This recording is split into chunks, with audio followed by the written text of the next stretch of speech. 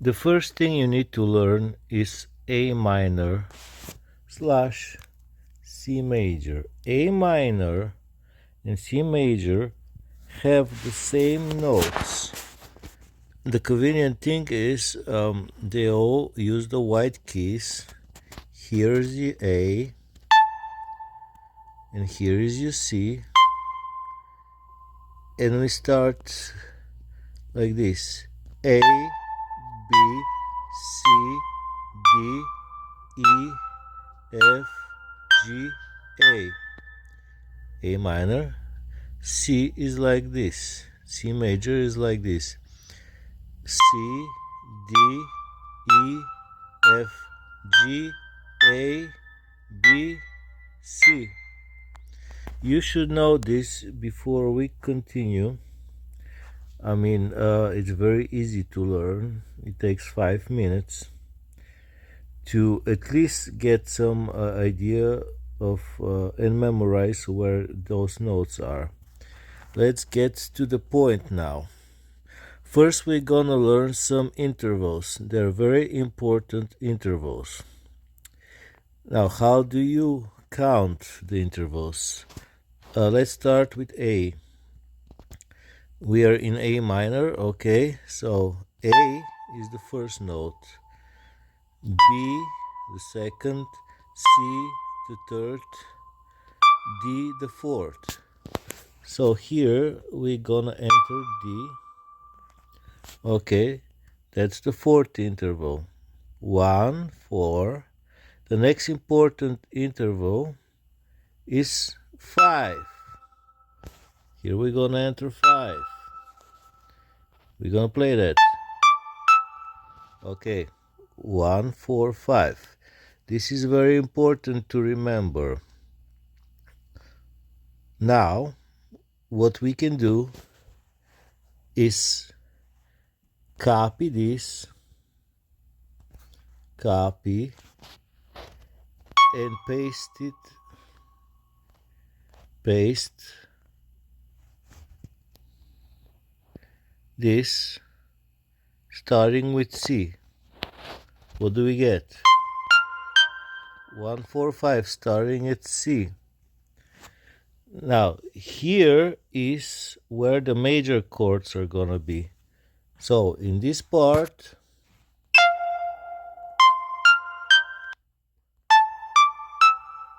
this is gonna be the root notes for our minor chords. And here, these are gonna be the roots for our major chords. Notice this thing, I'll repeat again. All your major chords are gonna be in the pattern 1, 4, 5. All the minor chords are gonna be in the pattern 1, 4, 5. All the major chords are gonna be in pattern 1, 4, 5. So all your minor chords in A minor are gonna be in the pattern 1, 4, 5.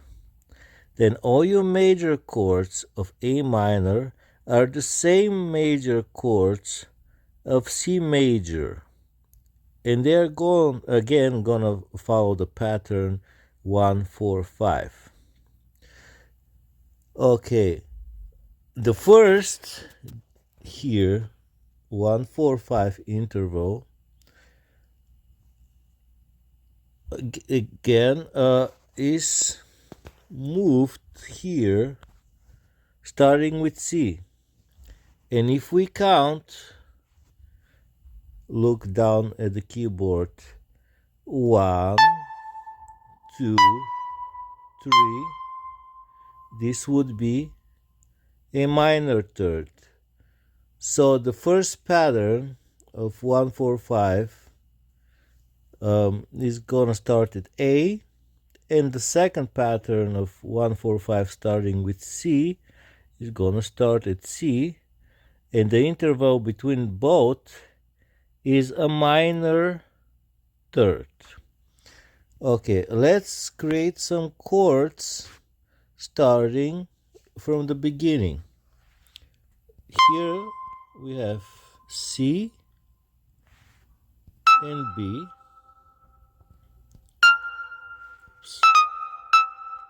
Okay, let's play that. All right.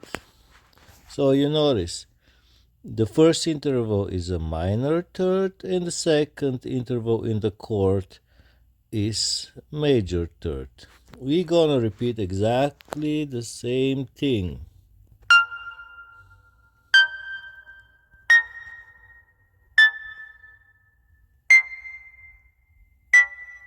All right, so we have three chords, three minor chords in A minor. Okay, now we're gonna go to the major chords in A minor slash C major. Again, this is the same scale starting at different notes. Why is the same scale? It uses the same notes, just starting from different place.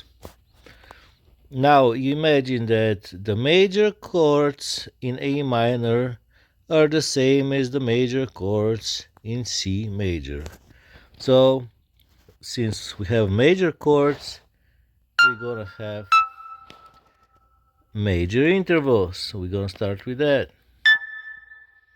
Notice there is one white key that you're just skipping through. You know, from C, you're not playing the next note, you're playing the third note. All right,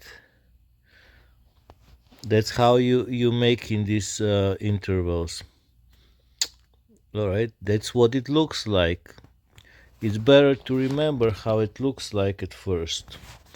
What the major and the minor intervals look like, the major thirds and the minor thirds.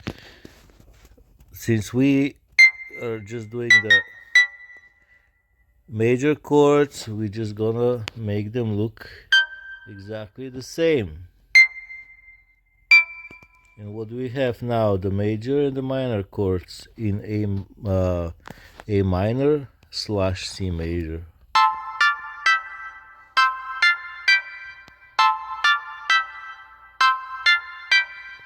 Now, of course, this is not the most interesting progression. What we can do now to make things sound better, for example, here, we can look and see that the notes are a little further apart from the first chord and the second chord. It's gonna sound better if we take this note here, and this A goes one octave down. All right, and we're gonna do the same with this note, which is B, and move it one octave down. Let's hear what it sounds like. I like it better. Okay, now let's play with the major chords. I don't like it this way. That's why I'm gonna move this C down and this D down. Again, we're playing the same note but lower. And now what do we have now?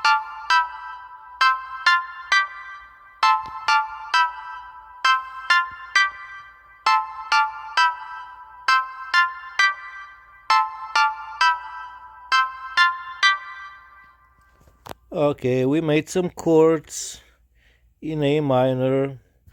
It's not very interesting progression, but what we learned today, we learned that we use the 1, 4, 5 intervals to create scales. They're mandatory notes, pretty much. If you look on the guitar, they're going to be situated in the very same positions relative to each other. So when you start to make a progression, you kind of memorize that all your minor chords are gonna follow these intervals. The root notes of all your minor chords are gonna follow the interval 1, 4, 5. The roots of all your major chords are gonna follow the interval 1, 4, 5. That's if you're writing in A minor or C major or any minor and any relative major to it. Let's say there is a minor third that is separating the minor from the major. If you have A minor, you're moving minor third up, and there is gonna be your first root note of your major relative. Okay, just like we did so far. I mean, I showed you slowly how we started everything. You remember? Now I'm just repeating myself. Okay. What you notice is that I moved some notes, so no longer these chords are the same as they were before. But that's what you have a creative freedom.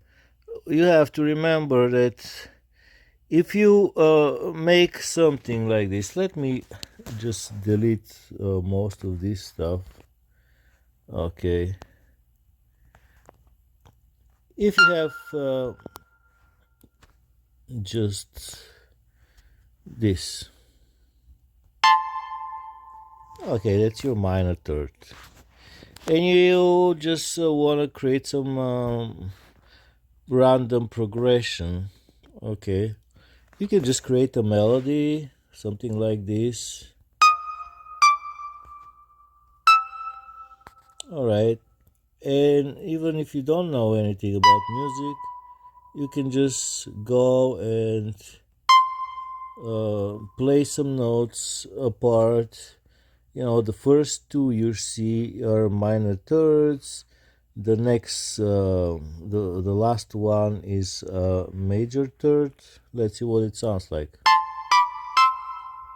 Not bad. All right. So, since you already have minor thirds in the first two chords, logically you're gonna have to do some major thirds. Doesn't matter up or down. Usually. Okay, it sounds like something logical. All right. So even if you don't know anything about music, you can just experiment with this concept. All right. What we want to do is like make some melody on top. So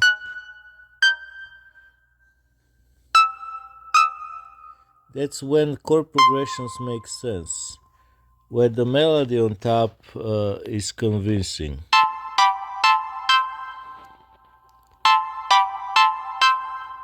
See? We're not thinking too much about stuff.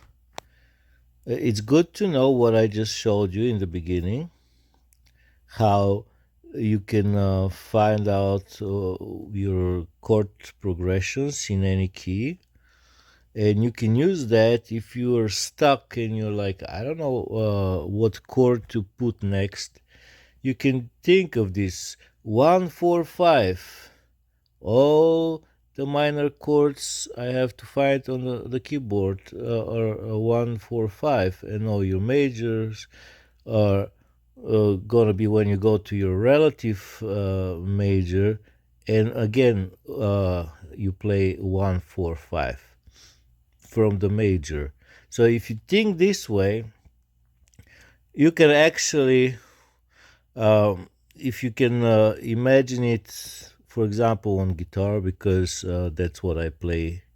Um, if you can imagine it on the guitar, and you already memorize which fret, what note it is, you can pretty much figure all the chords you need to play in like no time.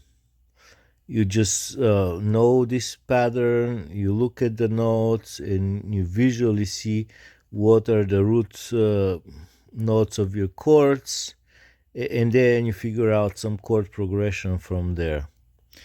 All right. Now, I didn't mention anything about the big chord here, which is gonna be diminished chord, but we are trying to do something simple here right now. We're not trying to sound like classical music or anything like this. So for now, that's gonna be it. Thank you for watching.